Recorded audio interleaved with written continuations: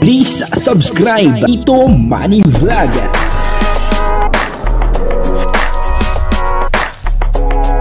Payagan po si Tito Manny Vlog na mag-reactor para pambiling gamot sa kanya pong karamdaman. Wala man siyang records ng ng awayan. Maganda po talaga yung pabaon ni Kalingap Dan dito kay Joy Diwata. Kasi lagi niya po itong hawak-hawak. Ang isa pa po ay talagang iniingat-ingatan ni Joy Diwata na baka mawala sa kanya. Isa pa nakita po natin dito sa video ito na talagang inaamoy-amoy ni Joy Diwata. Papanoorin po natin yung video. Siyempre bibigyan po natin ng konting reaction. Pero bago po yan, ako muna po bumabati sa inyong lahat ng magandang umaga, magandang tanghali at magandang gabi sa inyong lahat mga kapatid. Saan man kayo ng panig ng mundo naroon ngayon, ay mag-iingat kayo palagi at pagpalain kayo ng ating Panginoon. Maraming salamat din po sa patuloy na tumatangkilik sa aking YouTube channel at nanonood sa aking video reaction. Patuloy lang po natin suportahan sila Kuya Bal Santos Matubang, Kalingap Rab, Ate Edna Vlog, Jack Tapia, at siyempre si Kalingap Dan, at si Rhea Olarte. At pakasama na rin po ang Karepa, at siyempre yung mga Kalingap partner na charity vlogger. Ito po yung video na kung saan ay talagang iniingat-ingatan ni Joy Diwata yung binigay po ni Kalingap Dan bago po siya umalis papunta ng Baguio. At lagi niya po itong hawak at baka nga naman mawala. Kaya ito po yung video, Ang kabuuan po ng video ito ay panonoorin po natin sa YouTube channel ni Rhea Olarte. Ayan, supportahan po natin Rhea Olarte.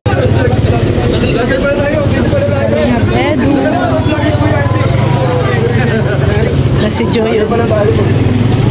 Ay si Joy laging simot ang laging simot ang Vicks. Ayan ayan, laging simot ang Vicks. Kuya Andy si Joy ba laging simot yung Vicks galing kay Papa Dan. Tingnan mo. Ayan laging simot yung Vicks galing kay Papa Dan. Tingnan mo. Ayan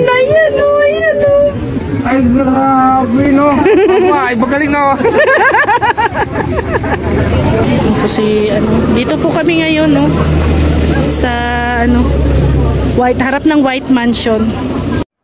Yun po, napanood po natin yung video, At ito nga po yung iniingat-ingatan, ni Joy Diwata, yung ibinigay sa kanya ni Kalingap Dan. Ano po ba yung binigay sa kanya ni Kalingap Dan?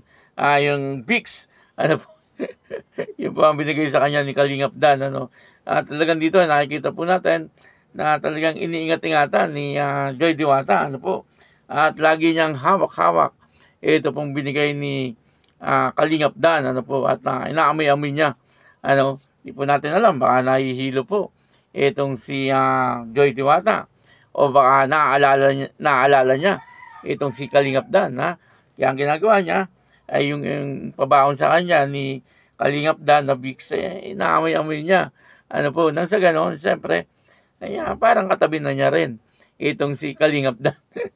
O baka nahihilo lang, itong si Joy Diwata. Kasi, siyempre, malayo po yung kanilang biyahe, Daet to Baguio, talagang malayo-layo, At, siyempre, yung mga hindi po sanay bumiyahe, medyo mahihilo-hilo. At talagang mapapagod. Kaya dito ay makikita po natin na si Joy Diwata ay dala-dala yung pabaon ni Kalingap Dan na Vicks. Malaking bagay po yun, yung ibinigay ni Kalingap Dan na Vicks sa kanya, Kasi siyempre, dahil dun sa binigay ni Kalingap Dan, pwedeng guminhawa yung kanyang pakiramdam, At isa pa, siyempre, ay may isip niya rin, itong si Kalingap Dan habang inaamoy niya yung Vicks. O paano po ba binigay ni Kalingap Dan itong Vicks na ito? At dito nakakita po natin natuwan-tuwa si Joy Diwata nung ibinigay po itong Vicks na ito. Papanoorin po natin yung video. Ito po yung video kung paano ibinigay ni Kalingap Dan itong Vicks para baon ni Joy Diwata. Joy, may pabaon ako sa'yo bago ka pumuntang Baguio. Ito, galing kay Mama Bel Marcos. Thank you po. So, tig 2,000 tayo. Thank you so much po. And may hiluin ka sa biyahe, diba? Paano yan? Sa bagay, nakabiyahe ka naman na sa bagay, no? Ito na lang, bigay ko sa'yo. Yan, Vicks. Para pag nahilo ka. Thank you so much po. Effective yan eh, di ba nagaganyan ka? So, let's Thank you go. po. Grabe, naalala mo pa talaga yun. Bakit? Wala kang daon? Wala po. O, sakto.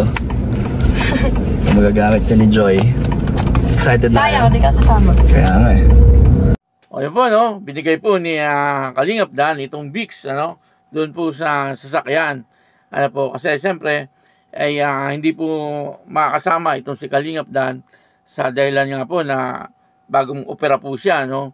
Medyo mahirap po sa kanya talaga ang bumiyahe pa ng malayong-malayo. Ano po, kaya ang ginawa niya, ay binigyan niya ng Vicks itong si Joy Diwata kasi yun na, hindi po siya makakasama at hindi niya maasikaso itong si Joy Diwata.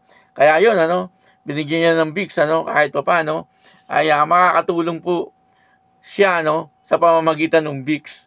Ano po, parang ganun yun, eh, no? Sa pamamagitan ng Vicks, ay maipapakita ni Kalingap Dan yung kanyang pagmamahal kay Joy Diwata, ano, kasi siyempre, habang inaamoy po ni Joy Diwata yung Vicks, ay gumaganda ang pakiramdam ni Joy Diwata. Siyempre, parang si Kalingap Dan na rin nag-aasikaso. Ano? Kasi siya nagbigay ng Vicks, di po ba?